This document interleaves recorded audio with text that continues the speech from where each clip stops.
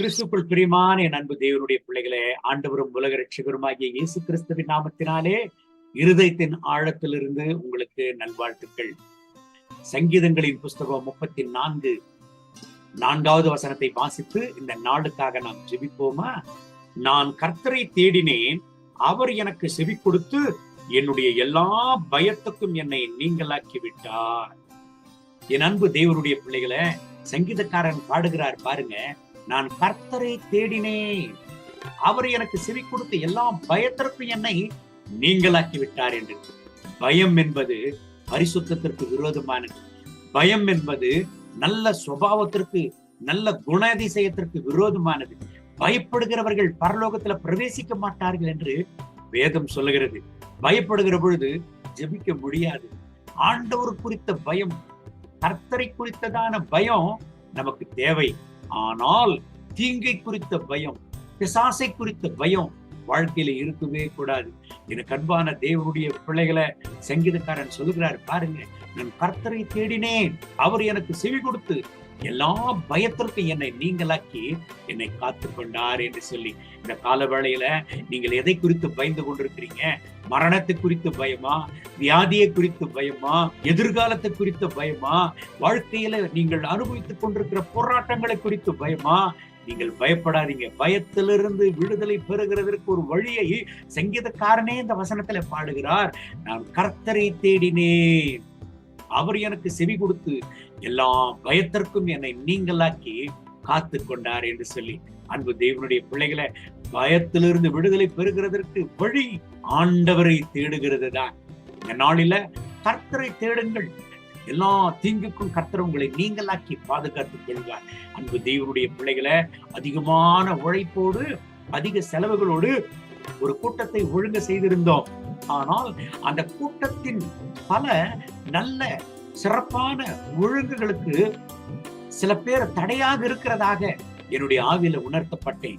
என்னுடைய ஆவிக்குரிய தாயார் ஒரு நல்ல ஜெப வீராங்கனை, அவர்களிடத்துல நான் சொன்னேன், அம்மா, இப்பேற்பட்ட ஒரு கூட்டத்திற்கு ஆயத்தப்பட்டு கொண்டிருக்கிறோம், ஆனால் அநேக போராட்டங்கள் இப்படி சில பேரால வருகிறதாக நான் உணர்கிறேன். என்னுடைய ஆவியில இந்த காரியத்திற்காக நாம் ஜெபிக்கணும் அம்மா என்று சொன்னேன். அவங்க என்ன சொன்னாங்க தெரியுமா? ஐயா, இப்பொழுதே கர்த்தருடைய சமூகத்தில் நாம் ஜெபிக்க ஆரம்பிப்போம், நீங்க கவலைப்படாதீங்க என்று சொன்னாங்க. நடந்தது என்ன? அந்த கூட்டத்திற்கு நாங்கள் கடந்து செல்ல ஆரம்பித்தோம். சரியாக அந்த கூட்டத்தில் கடந்து சென்றோம். கூட்டத்திற்கு நல் ஒழுக்கத்திற்கு இடரெல்லாம் இருந்தவர்களை அந்த கூட்டம் முடிகிற வரைக்கும் கர்த்தர் அவர்களை அனுமதிக்கவே இல்லை. நான் விசாரித்தேன், ஏங்க இப்படியாக சில பேர் இந்த கூட்டத்திற்கு வந்து கலந்து கொள்ளலையே, காரணம் என்ன என்று கேட்டேன். ஒரு விஷயம் உங்களுக்கு தெரியுமா? சரியாக அந்த கூட்டம் ஆரம்பிக்கிறதற்கு முன்பதாக பல பலவீனங்கள் அவர்களை சூழ்ந்து கொண்டது. அவர்களால நிற்கக்கூட முடியாமல் மருத்துவ சிகிச்சையை நாடினார்கள். அந்த கூட்டம் முடிந்தது. மருத்துவ சிகிச்சையிலிருந்து அவர்கள் விடுதலை பெற்று திரும்ப இல்லத்திற்கு அவர்கள் கடந்து வந்தார்கள். என் அன்பு தேவனுடைய பிள்ளைகளை, பயப்படாதீங்க. நீங்கள் வேலை செய்கிற இடமானாலும் பரவாயில்லை, உங்கள் குடும்பமானாலும் பரவாயில்லை, உங்கள் தனிப்பட்ட வாழ்க்கையானாலும் பரவாயில்லை, உங்க ஆவிக்குரிய வாழ்க்கையானாலும் பரவாயில்லை, உங்க எல்லையில எப்பேற்பட்ட தீங்கையும் கர்த்தர் உங்களுக்கு அனுமதிக்கவே மாட்டார். காரணம், அவருடைய சமூகத்தை தேடுகிற கர்த்தருடைய பிள்ளைகளை எல்லா பயத்திற்கும் நீங்களாக்கி அவர் பாதுகாத்துக் கொள்கிறவராக இருக்கிறார். தைரியமா இருங்க, சந்தோஷமா இருங்க, நல்ல ஜெபம் பண்ணுங்க, வேதத்தை வாசிங்க, உபவாசித்து கர்த்தருடைய திரு சமூகத்துல ஜெபம் பண்ணுங்க. எல்லா தடைகளை கர்த்தர் தகர்த்து ஆண்டவர் உங்களை சாட்சியாக நிறுத்துவார். இந்த கர்த்தருடைய வார்த்தையின்படி கர்த்தர் உங்களை ஆசீர்வதித்து இந்த நாள் முழுவதும் நடத்துவராக. கண்களை மூடி ஜெபிப்போமா?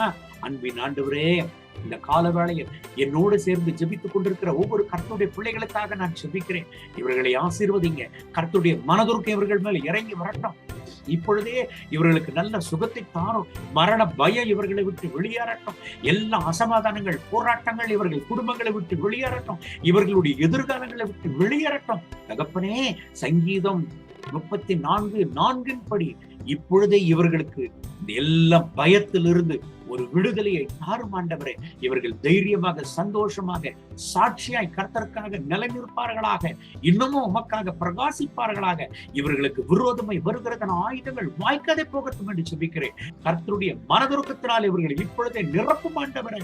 ஒரு விடுதலை இவர்கள் வாழ்க்கையில் இப்பொழுது காணப்படட்டும். கர்த்தர் அப்படி செய்கிறதற்காக ஸ்தோத்திரம். மகிமை கனம் துதி உமக்கு இயேசுவின் நாமத்தில் கேட்கிறோம் எங்கள் ஜெபங்களும் நல்ல பிதாவே. ஆமென். ஆமென். May God bless you. Have a good day.